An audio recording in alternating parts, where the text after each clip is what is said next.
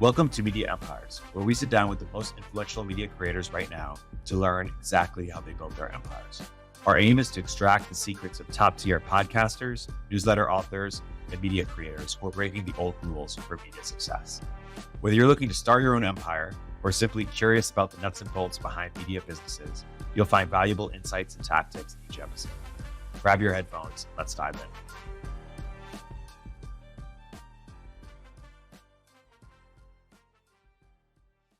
This week on Media Empires, I sit down with Austin Petersmith, an entrepreneur and investor who's also worked in journalism. He discusses his experiences at Inside, building a successful newsletter empire, and the challenges of growing and monetizing the platform. He also explores the potential of user-generated content and the idea of creating niche social networks for specific communities. Austin, thanks for coming on the podcast. Thanks so much, Erik. Great to be here. So, Austin, you have a number of relevant experiences I'm excited to dig into today. One is your time at Inside, building that empire up. Two, as president and GM. Two is your time exploring ideas in the audio space and starting a company there.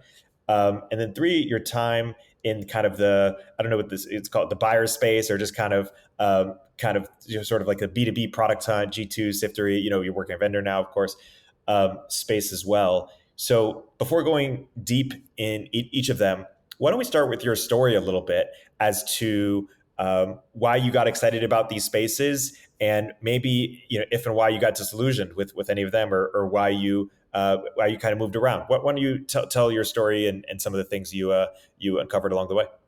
Yeah, so I guess I'll walk through kind of some of the stories of what I've been up to, and I think it could, if you looked at it from a zoomed out view, it might seem kind of like I've been all over the place over the past several years, but really going back even farther, it's been kind of community and content have been threads across everything that I've worked on, going back to even before I was in tech when I was pursuing journalism, and so I got my master's in journalism at Northwestern and worked briefly at the Daily Show with Jon Stewart, and then was kind of pursuing being a journalist in Washington, D.C., and ended up kind of deciding I had taken out massive student loans, and I sort of realized just that I was actually never going to be able to pay them off as a journalist. I really couldn't even find jobs that, I don't know. Yeah, it was going to be really tough. And I had always been really interested in the internet. And so I kind of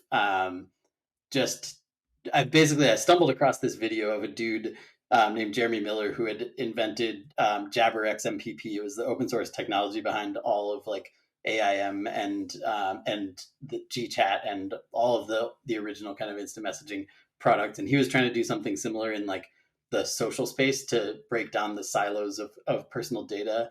This was 2011. So really interesting concept that maybe was before its time. But basically I emailed him and I was like, hey, I'll do anything. Can I please help? I love what you're doing.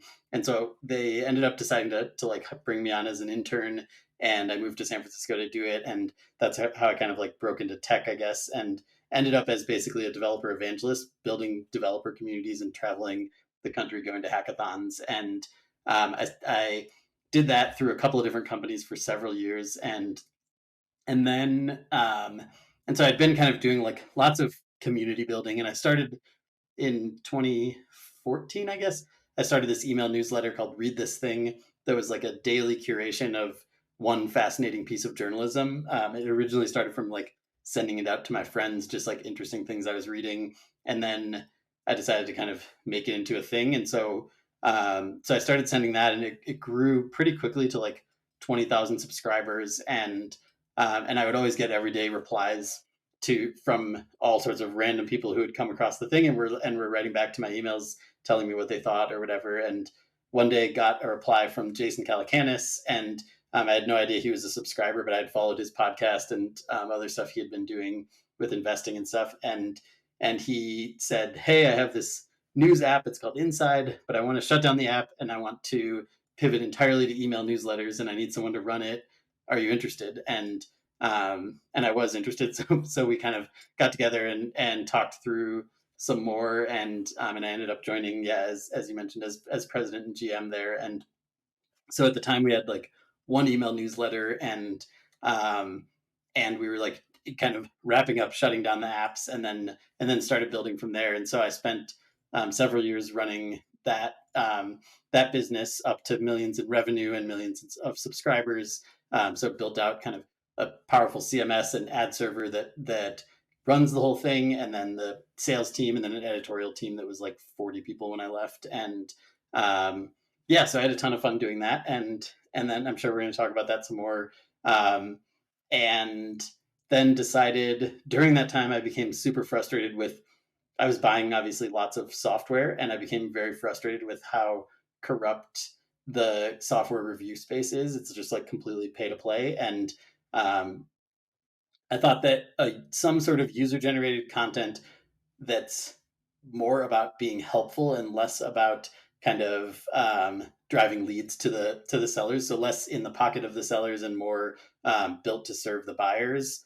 Um, I thought that could be a really, really interesting way to end up competing with these review platforms that are totally pay to play, but then also just to build something that would be super useful to lots of entrepreneurs. And so I spent I started that company. Jason was the first check into it, and we raised a little bit of money, and we started building a decent amount of traffic and a really vibrant community around this idea of like sharing pricing and other things like that around SaaS, and then all software, I guess. And over time, I really wanted to build it into something big and venture scale. And over time, I started to like not see the path to do that. It was like I could make the thing grow steady, but I couldn't figure out the like breakout growth. And I felt like I had raised money from venture investors, and I had kind of like decided I want to go on this journey to like build something that's going to grow explosively. And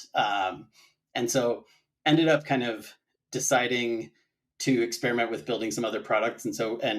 Um, so during that time was when I met Ryan from Vendor, and Vendor is an amazing company that had started at a similar time and was really aligned with what we were doing in terms of like helping the buy side of B2B software. And they had different from us, they had built an actual business that had a lot of revenue and all those things. And so they ended up offering to acquire it, and so we sold Capiche to Vendor and used that to fund some crazy new things. And then again, I'll kind of like fast forward, but now 2 years later, I have joined Vendor, which I'm really excited about. And but in the interim, kind of went and worked on some things in audio, as you mentioned. So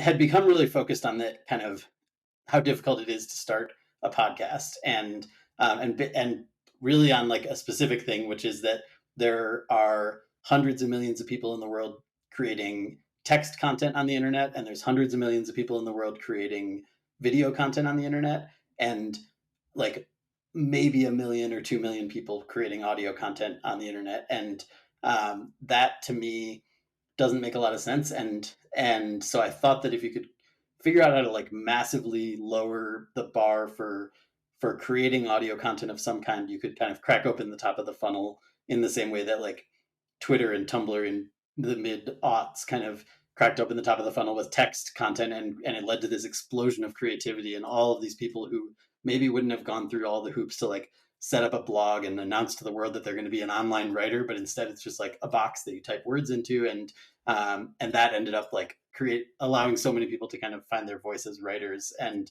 um, I thought something similar. I still think something similar could happen in audio, but that's what we were sort of like building towards. So the first thing we made was this crazy Twilio app that like you get assigned a phone number, and whenever you call that phone number, you hear a beep, and you're instantly recording a podcast, and you can like patch friends in, and then as soon as you're done, you just hang up the phone, and we transcode the file to an MP3, and we host it for you and pipe it out via RSS. So you've like literally published, like you would get a push notification from the Apple Podcasts app 10 seconds after you hang up the phone. And that's how easy it was to publish. And people had fun with it.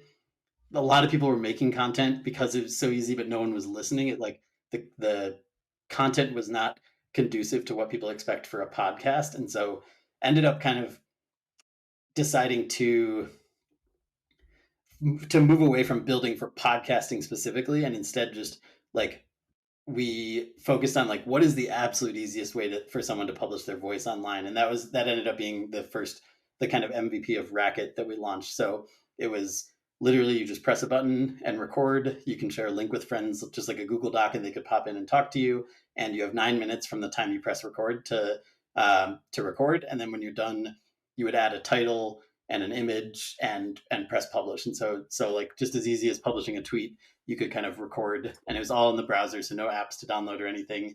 And that we launched that, and people went crazy with it and had a ton of fun. We had tens of thousands of active users in the first couple of weeks, and in like the first 6 months, there was one person who interviewed, I think, 250 people or something. So he like recorded 250 mini podcasts using this thing in 6 months, which like 250 episodes, that's like years and years for most podcasters. And so we did kind of accomplish removing all that friction, but ended up we ended up trying to build for native iOS, and we built a sort of like audio TikTok kind of thing, because we had nailed the frictionless creation, but we needed like some way for people to actually get to content that they were interested in on the consumption side. And at various points we were growing like crazy, and at other points we could just never nail the retention. And so eventually, over the past 6 months, decided to kind of wind it down, and then that is how I ended up at Vendor, where I am now. And that's my story. Thank you for sharing. That's a great launch pad for this episode. Just on that last thing, because it's fresh. It's funny. The people have tried social audio for a long time, right? Anchor famously, Clubhouse, and dozens or hundreds of others, right? And it's interesting what the lesson is, and maybe the lesson is, hey, just it's too early. People haven't figured it out yet, but someone's going to. But some lessons people try to draw are that, hey, people like to record, but people don't like to listen to stuff that is just kind of casual. I think if Clubhouse hadn't expanded so quickly, maybe things would have been different. Like there was something really special about that early, I know it's COVID, et cetera, totally. But about the early community. And so you can imagine like, we haven't figured out audio group chats yet. And House Party tried it in a different way. But there's something about, hey, two people you want to hear are live right now. That is just so fascinating. And there were like net new behaviors that Clubhouse enabled that someone's going to figure out. Totally. And similarly, like, it's funny, on like a good user, too little too late, but a good user for Racket would have been Balaji, or maybe your earlier iteration, Balaji Srinivasan. He is famous among our friends for calling a bunch of us and just kind of like doing a mini podcast, like a one-on-one mini podcast. And I've often said to him, like, dude, this is really good. This should be a podcast right now. Like every call you have, should you just release it as podcast? And because it's him, people would like to listen. So yeah, maybe for the long tail, in the same way with podcasters, people don't want to listen. But like, if content creators could create more content that their fans would like, kind of effortlessly, without doing any new behavior, that's interesting. Similarly, this guy Michael Sippy, great product lead, like 7 years ago, created this thing called Talk Show, which is basically like public group chat. You remember public group chats? And I'm in a bunch of group chats, and I'm like, guys, this is really entertaining, or this is really smart. Like, it's a shame that only 6 people hear it. If there would be a way to just like, with everyone's consent, press publish or something, that could be a way for us to share knowledge or like gain more followers, or and what I like about it is it's native to what we're already doing. Anyways, I think those are just a couple of behaviors that someone's going to figure out eventually. Yeah, totally. Yeah, the public group chats thing, Talk Show, I remember it was really cool when it came out, and I don't know, I still think that's a really fascinating concept, and it's sort of like what Twitter is to an extent, but it's different. But I don't know, I think it's a cool concept for sure. Yeah, totally. We'll go back to audio, but let's start with the inside journey. How did you grow to, when you describe more about like the products that you launched, the the kind of evolution of the space even, and how did you grow to millions of subscribers and millions of dollars?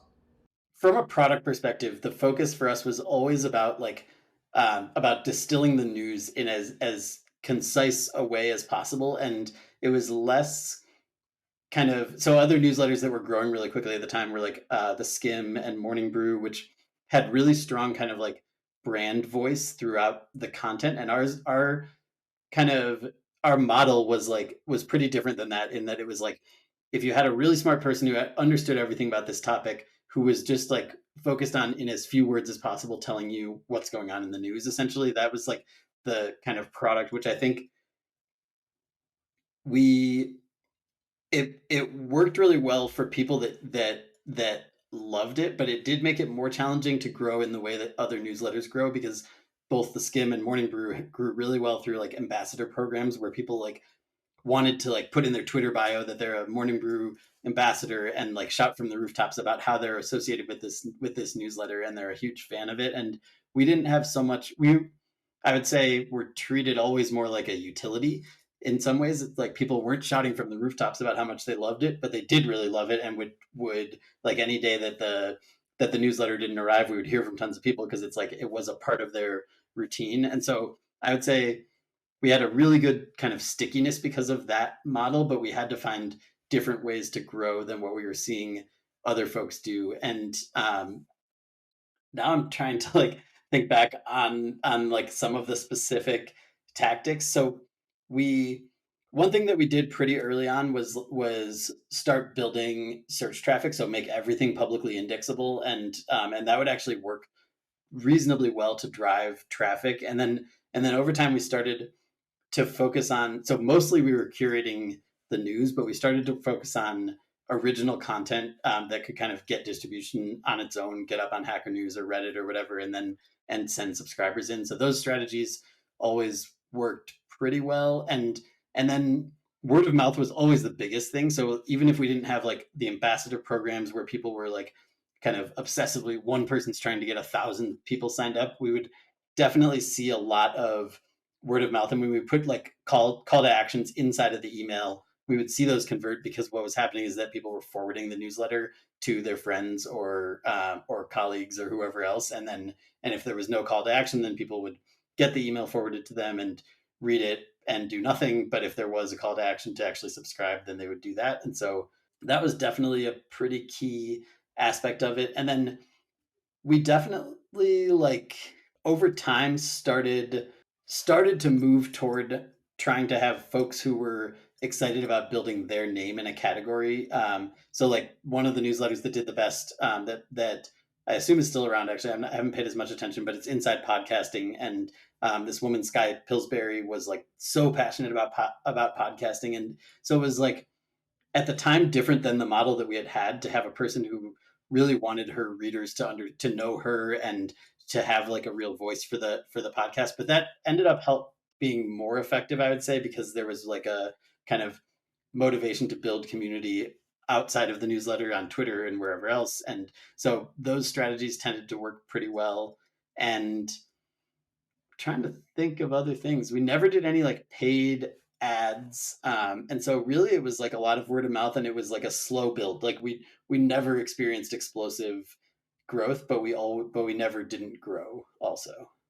And as for monetization, Yeah, we experimented with a number of things, but mostly it was ads. I know that in the years since I left, they've expanded revenue streams, but up until when I left, it was just ads. And so we initially I like sold the first $50,000 in ads, and then brought on this guy Kevin Curry, who's amazing, and he started to like build an actual kind of sales process, and then eventually we had a whole team of salespeople. But it was ads, and it was so from a technology perspective, what we built, and I'm not totally up to speed on how Inside works today, but at the time, the way that we built it was we had probably 40 different newsletters, and we had millions of subscribers and a lot of cross pollination across those newsletters. And so we would build, we would dynamically serve ads across the different newsletters. So if you were interested in reaching a crypto audience, you would reach all the subscribers to Inside Bitcoin, but you would also reach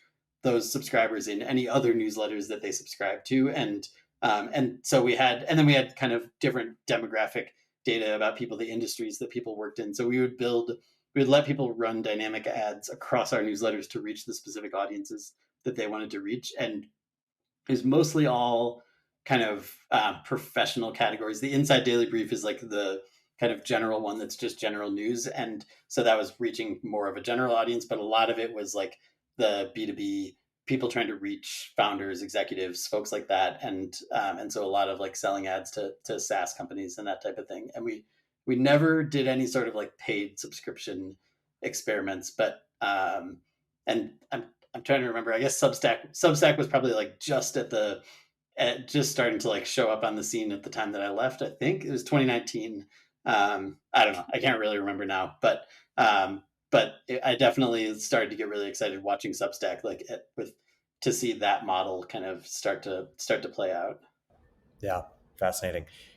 Hey, we'll continue our interview in a moment after a word from our sponsors. Hey, everybody. If you don't already subscribe to the Media Empires newsletter, you should. But that's not what I'm here to tell you about. The platform we use to power this and other Turpentine newsletters is called Beehiiv, and it's excellent.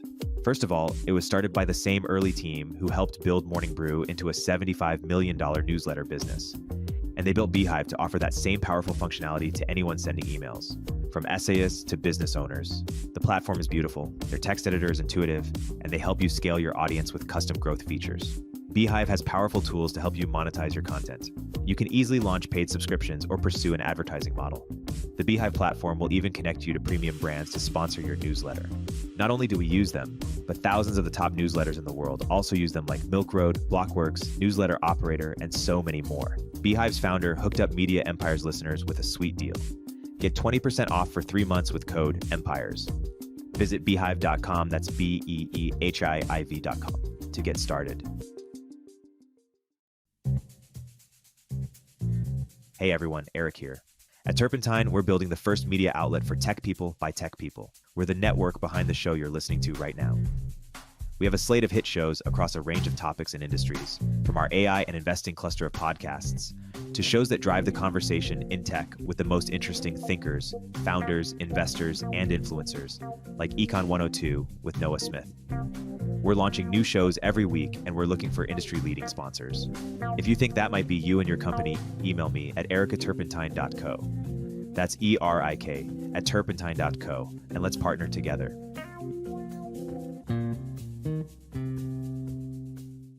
Two different but related questions.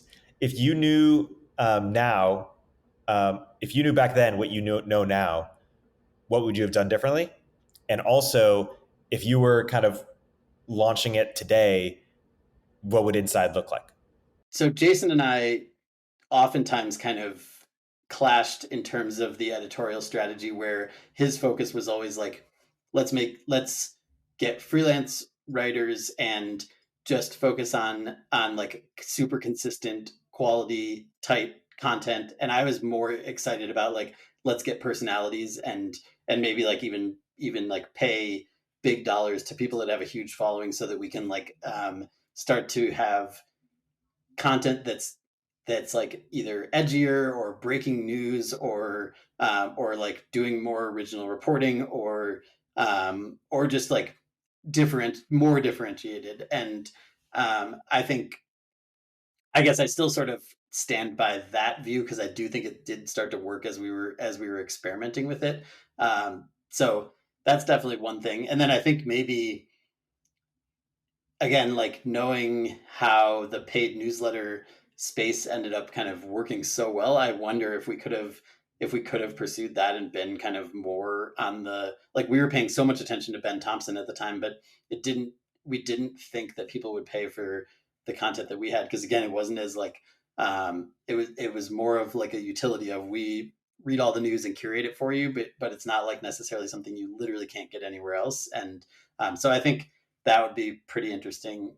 And then today, if I was launching the same thing today, if I was launching Inside today, I would say there's some sort of, I mean, I saw you today tweeting about like YC for creators, and I think there is some angle like that could be really interesting. I mean, I've seen some attempts at this, but I think the huge challenge is like you either are totally a platform like Substack where people can just where it's totally up to people to get their own distribution, and they can kind of leave whenever they want to, and you kind of like you're just the thin platform, and then all the way to the other end of the spectrum where you're hiring the writers and doing everything. And I think it gets really complicated when you sit somewhere in between there, and then even if you're a publisher and you're hiring people and owning all the content, it can get like the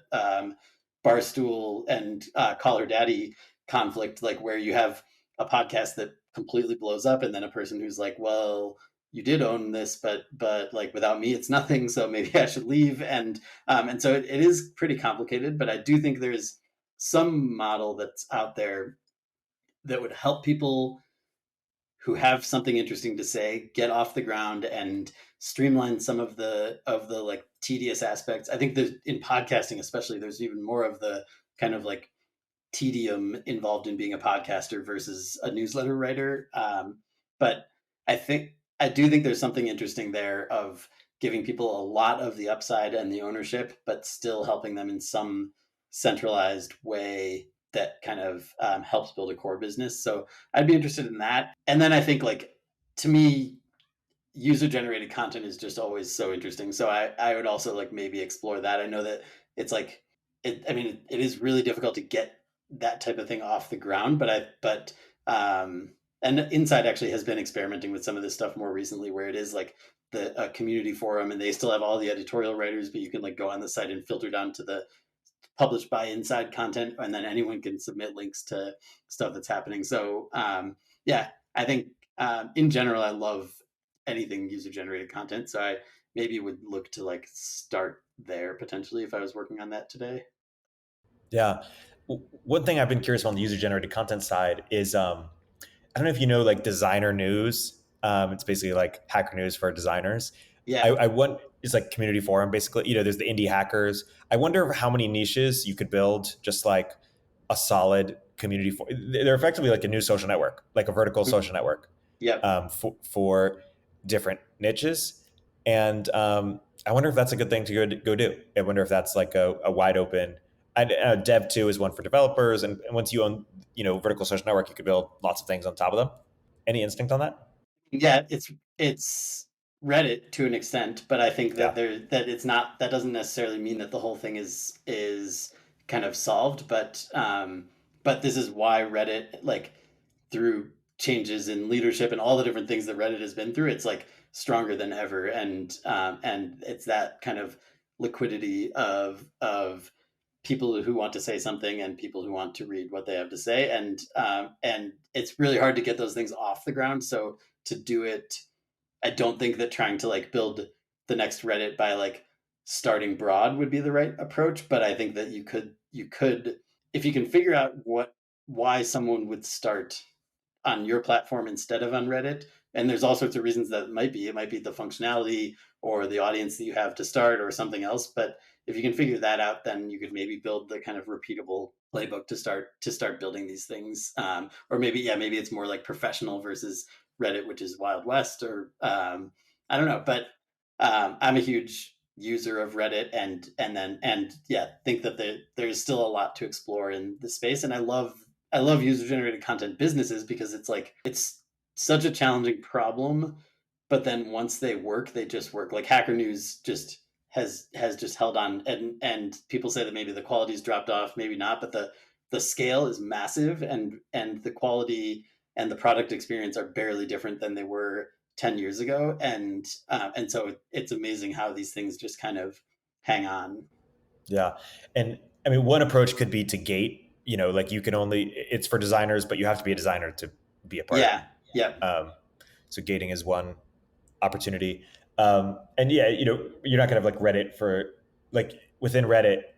I don't if you're like a CFO and you want to talk to other CFOs or something, or maybe just a bit more curious. Like not everyone has the patience to Yeah. kind of go through all the stuff. Anyways, yeah, I agree with you. Reddit and other UGC businesses are very strong. I want to kind of give you a hint at what I'm up to, and share with you why I'm asking a lot of these questions. So basically, I think we're at the early innings of kind of the Lennys, the Harrys, the the Packies, the Ben Thompsons even. And Ben Thompson's like a world-class analyst. I just mean in general, like niche media. I'm excited Yeah. about niche media for a number of reasons. And I'm excited, I'm inspired by what Industry Dive has built. They sold for $500 million, and it's just, I think they were like 25 publications across like the food industry, waste industry, utilities industry, HR, these kind of areas that didn't have great media, but had high spend. Yeah. And they're in demand. And I don't even think, with all due respect to Industry Dive, I don't think the content is like exceptional. I think it's Yeah. like fine. It looks like it was made like 15 years ago because it was, or it probably, like I think if it started today, it would look fairly different. And like I said, I respect those guys a lot in that team, and they're pioneers in the space. And maybe my characterization is incorrect, but that's just, and as an outsider looking in, it doesn't look like it's like made in 2023. Yeah. And I'm curious what a 2023 version would look like. You have Workweek who's trying to do it creator led, and that's a cool, exciting model. You have Morning Brew is kind of doing a hybrid approach, and they're doing a number of different things, but they're expanding into different kind of industry verticals. And I'm curious, for me, as to where is the opportunity. And first and foremost, like there are a number of different axes on where the opportunity is. It could be like, what's the format? Is it newsletter? Is it podcast? Is it YouTube? Across all these trades, like Blake Robbins was telling me, he's like, hey, go find the highest CAC, industry, like personal injury lawyer or something, and create creators or produce creators in these categories. Get CAC down to zero, and then you can make much more margin. So what's the format? Two is like, is it analysis? Is it news? Like what's the real opportunity? Three, it's like, how do you work with the creator? Do you hire them, and it's kind of like a faceless writer in the Industry Dive case? Do you partner with them or fund them, and it's all they're the personality? Like in the Workweek case, some hybrid. Is it the company is faceless itself? It's like almost a record label, or are you funding these different, or YC for these different kind of B2B creators? So, and what I'm interested in it because I think it's a valuable business. I also think, if you believe distribution is what's scarce, I think it's also a way to build an asset for investing or incubating businesses that sell to these audiences. So that's what I'm excited about. I'm curious for your reaction or advice or thoughts as I share this with you, as to if you were me, how might you go about it? Yeah, I mean, I think it's really interesting. And I think regardless of the format or the medium, I would say going for the highest end, like, is probably the opportunity, which I think we always, with Inside, we were very focused on just sustaining the business. And so we were kind of trying to build like this repeatable model. But I think that there's an Industry Dive probably did this. Like, I don't know if they necessarily were in every category the highest end publication that exists, but they definitely were like aiming toward that kind of a paid audience and the like more premium content. And I do think that's a pretty good angle, because if you can drive the conversation in an industry, then you will be you'll be spreading through word of mouth to all the right people. And I think, like, so when I think about Politico, when they launched, they modeled the site entirely off of ESPN. It was like they were like, why shouldn't politics be covered 24/7 and like in with punditry? Well, I guess there's punditry before, but it was like a different kind of flavor of punditry that was, again, more the way that like sports was covered. And I think there probably are other analogies to find today of like what's working. I think one of the challenges is the biggest success cases in like this type of thing, like the Ben Thompson and Lenny and Packy, like there is one thread across all of them, which is that they're all about tech and or adjacent to tech. And I think that's not totally coincidence, because I think that you have an easier time. Like, if you're trying to build for some niche industry, then going viral on Twitter is not going to be like the strategy that gets you a huge audience and a lot of distribution. And that is the strategy that a lot of the folks that have done this have had, because again, it's like, if you can just repeatedly go viral on Twitter and you're trying to reach a tech audience or an audience that's somewhat interested in tech and business, then that strategy will just never stop giving. And I think the more niche that you go, or the farther from tech that you go, it becomes harder to use the kind of tricks that we all know to reach those same people. And so then you have to just figure out how you can get in front of those people. But I do definitely think it's a really fascinating model. And yeah, I don't know. I have to think about it more. I have friends that worked at Industry Dive, and I would say they'd characterize it similar to what you said. It's not like amazing, but it was like they built the footprint to where all they had to do was keep the machine moving, and so it did work pretty well. And yeah, I actually didn't know that they had sold. I don't know, when was that recent? Yeah, it's fairly recent. Okay, cool. Yeah, it's interesting. So your advice is, focus on areas that are high spend, and Yes. if you go after niches, but think about how to target those niches. And it's Yeah. it's not just going to be tech Twitter for Yeah. utilities industry. Yeah. And it could be, I mean, maybe you can like buy out subreddits in certain niches where there's like someone's been running it for 10 years and they would love payday to not be the moderator anymore, and then you get to kind of like siphon off of that. That, I don't know, there could be interesting ways like that, but it's like you got to figure out where those people are hanging out, and then you have to figure out the right writers who are going to have something that, again, that like is going to drive the conversation, and then figure out the compensation model that motivates that person to do that, which could be just a great paycheck, or it could be upside. And yeah. How would you recommend I consider like newsletters versus podcasts? And I could do both, of course, but like just from a business perspective, at Inside, did you think about creating podcasts for each vertical that you were getting into as well? Like, how do you think about that? Yeah, we did do one podcast, and then I worked with Jason on his podcast a lot while I was there, and so I got to see that. And I would say podcasting is really hard, but if you are a podcaster yourself, and so you know how to solve a lot of you have like a person who's never made a podcast before, it is a huge amount of lift relative to starting to write a newsletter. And but some of those things you might be able to short circuit a little bit. And but I think in podcasting, the biggest thing is distribution. So it's pretty much no matter who you are, it is a long, slow build to get a podcast to the level of velocity that like it's at all even worth continuing to do it. And the bigger the following you have off the bat, the easier time you can have with that. And there are some outlier cases where people grew a big audience really quickly, but like for the most part, it is a long slog because of just the way that distribution works in podcasting. It's like all of the distribution happens at the level of a full show, so you can't just like put out one amazing post that goes on the top of Hacker News or like goes viral within some community. And I think TikTok is starting to help with this a little bit, where clips from podcasts can go gangbusters, but I think that it's still the friction of getting a person to go into their podcasting app and find your podcast and click subscribe, and then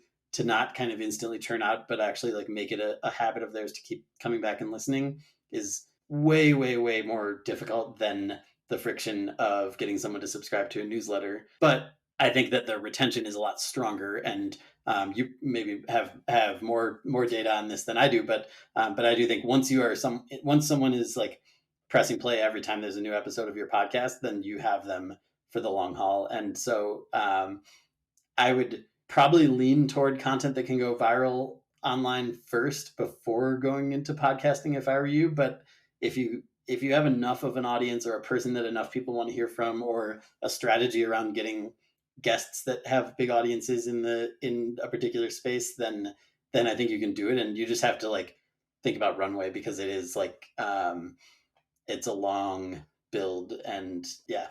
Yeah, no, that's good context. I want to shift gears into the SaaS buyer space. I'm curious. There's this guy Nathan Latka who hosts podcasts for SaaS, and he interviews SaaS founders. He interviewed like 3,000 SaaS founders and finds out like all this data about their businesses, and then basically like packages it and sells it. And I'm curious if that model could be applied to other industries. It could be a way to find out a bunch about vendors. I don't know much about the space. You've explored the space. like the people that are winning, like your company, some of the other ones that have done well, like what have they figured out? And if there's going to be any new entrant that's going to win in the space, like what do they need to figure out that for you, it was for whatever reason, it was a long road that you didn't feel was truly venture scale. The thing that Gartner and G2 and Capterra have figured out is if you figure out a way to help enterprise software businesses sell more software, then you can make a lot of money from those people, and by delivering them nicely packaged leads every day. And that model doesn't actually serve the market all that well, because what you get, like G2 does these $25 gift cards, Amazon gift cards, in exchange for reviews. And so you have everyday people who are making a decision about whether to buy a $150,000 a year piece of software, and one of the pieces of data that they are factoring into that decision is like a review that some person out there was willing to sit down and write in exchange for $25 in Amazon credit, and that's not necessarily the person whose advice you want when you're making huge decisions. And so this is definitely what I was trying to solve with Capiche, and something we're going to be exploring at Vendor. It's just like, how can you, the thing that most people do, that you probably do when you're like looking at a quote from HubSpot or something, is you text your friends that have similar size companies, and you're like, hey, can you guys go check this? Like, am I getting screwed here, or like, should I just sign this and move on? And then if you have that network, then you can just ask a few people and know whether you need to go renegotiate or not. And that definitely works, but not everyone has that network, and that's also pretty inefficient. So I think at some point that will be better solved, and that's definitely something we're going to be working on. Probably like once a month I get a DM from someone that's like, hey, I'm trying to build Wirecutter for SaaS, and I saw what you did with Capiche, and I'm curious if I can pick your brain. And it's always that same thing, Wirecutter for SaaS. And that I had that idea at the beginning. That's kind of what I was trying to. I probably have a pitch deck for Capiche where I called it Wirecutter for SaaS. And the thing that I've realized is that that's never ever going to work, because there just isn't. You can recommend the best vacuum for most people if you just try all the vacuums and research them and put them through some systematic testing. But you cannot recommend the best CRM for most people, because the variables are just infinite. And so I think people will keep trying to do Wirecutter for SaaS, but I don't think that's actually going to like really solve anything. And it's more about building community around the connection to people who are similar. And then what Vendor's business has been from the start is a category that they basically, that Ryan kind of invented when he started the company, which is like negotiation as a service. So you pay a vendor, and then they go in and make sure that you're getting the best price. And now with billions of dollars a year in software that is purchased through the vendor marketplace, there's a lot of data behind those negotiations. So if you are working with vendor, you aren't going to get pushed around, because we know the best prices. And the bigger that it gets, the more that there becomes kind of that opportunity. But the kind of negotiation and pricing is only one component about it. It's a huge factor, but it's not like it's not everything. Buying the right tool and knowing how to use it and all of those things also, I think, fall into like a similar space. And that's a lot of what the Capiche community was kind of there. Like, we had these debates. I think if you search for like Rome Research versus Notion, Capiche is still up there, even though the community is not so active anymore.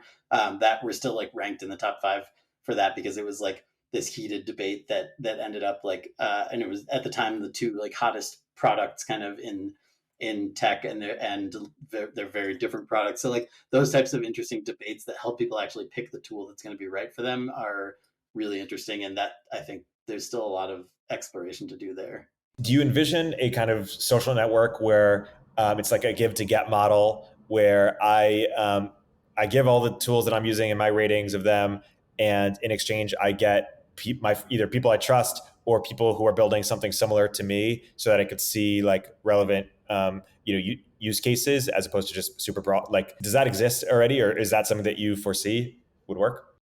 So that was the very first thing that we ever launched with Capiche, was basically, if you tell us how much you're paying for 3 3 different SaaS tools, then you get access to this kind of corpus of, and it was like data as well as kind of anecdotes of like, here's how I negotiated down with Mixpanel or whatever. And that resonated. At the time, I was trying to build this kind of like competitor to the review sites. And so I was focused on everything being like indexable and being able to go viral kind of. And so I think ultimately, I think that was a mistake that I made in the beginning because it ended up leading to some really candid content, but less than there would have been. And I don't want to talk about it too much, or especially on the record here, but we were working on some similar stuff to explore the thing that resonated with people with Capiche in the very beginning, and to try to like to solve this a little bit. Yeah, cool. So that makes a lot of sense. Let's wrap that part of the conversation. I want to shift gears to audio because you had an idea that you were exploring that you think has some legs to it. You didn't pursue it, but it's like private equity for podcasting, or talk a little bit about it.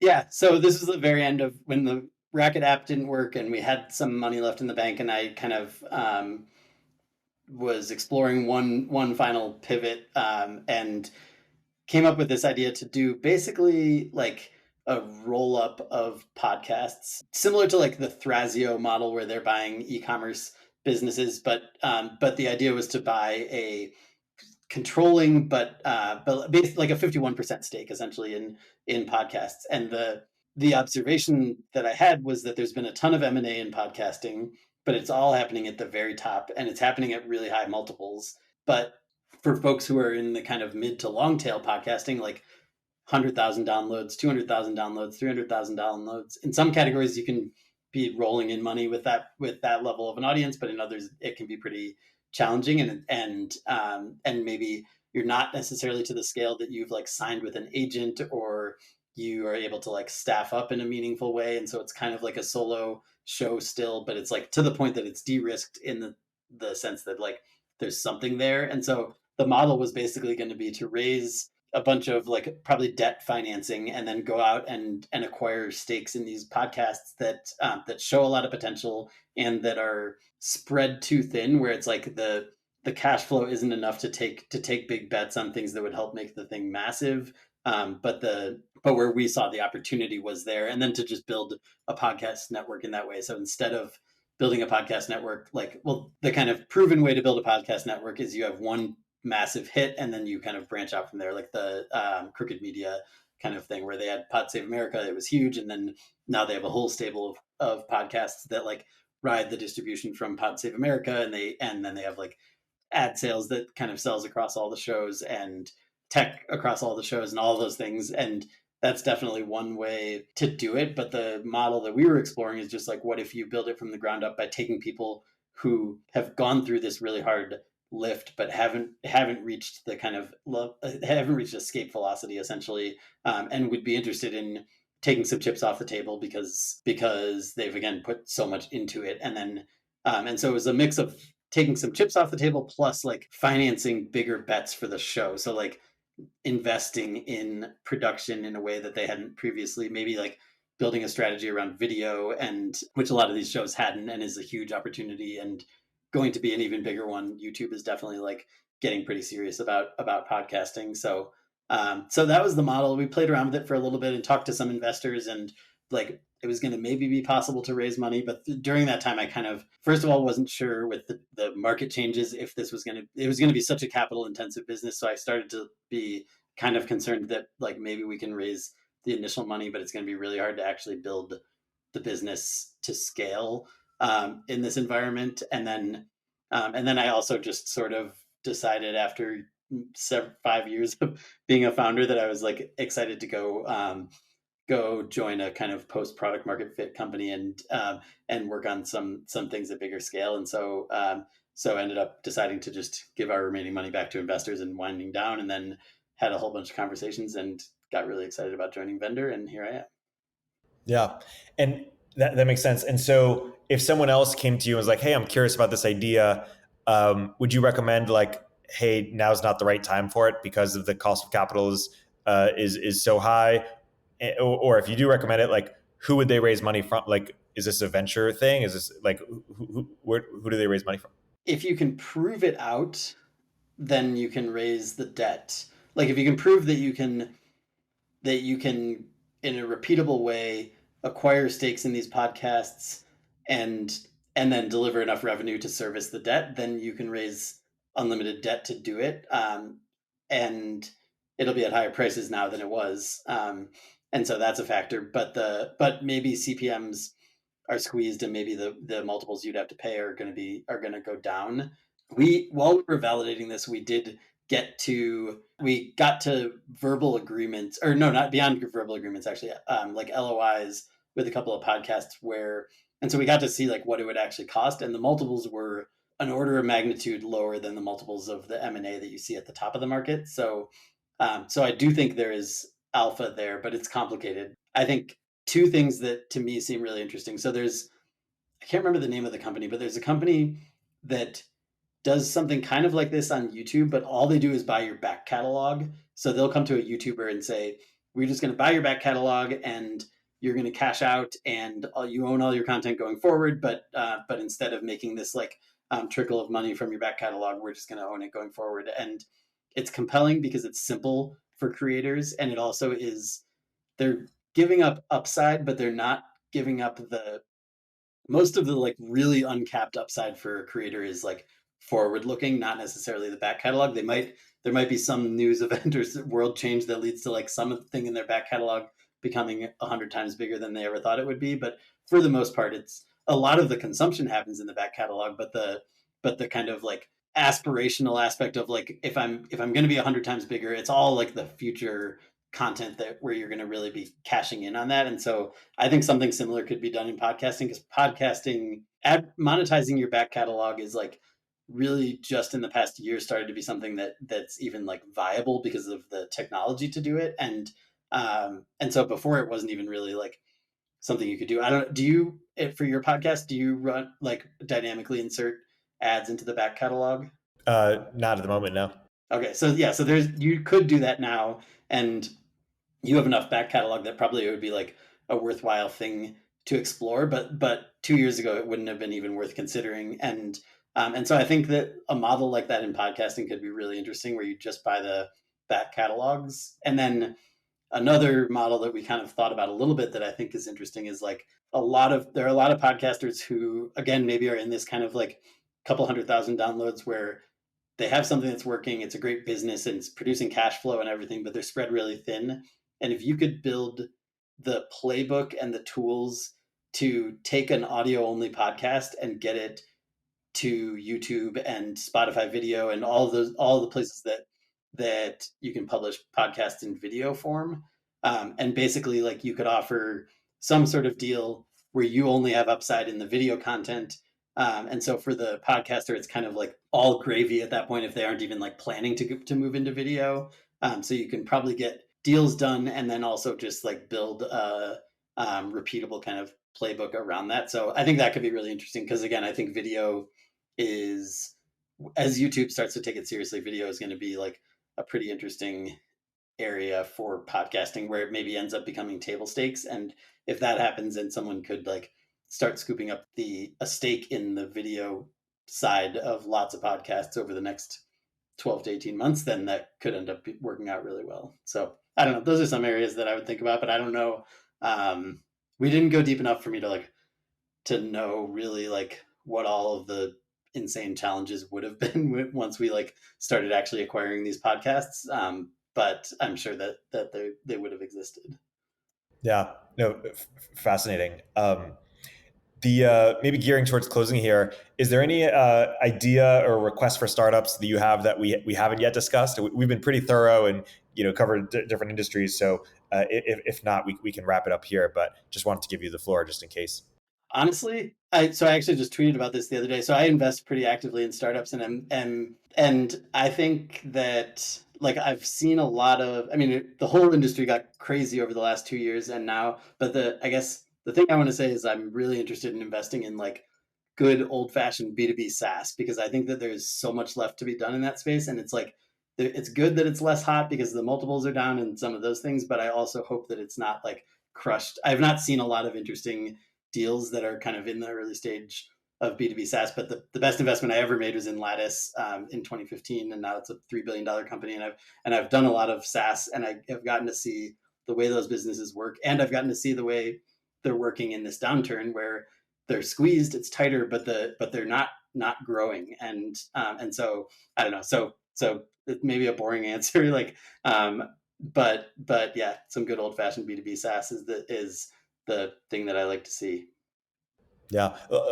Back to basics. Yeah. Lattice is one of my best angel investments as well. So Oh, cool that cool. we share that. Austin, I really appreciate you coming on and sharing your experience and expertise in these various different spaces. I appreciate you being part of the On Deck network more broadly, and being a great contributor there. And yeah, thanks so much for taking the time to chat. Yeah, thank you.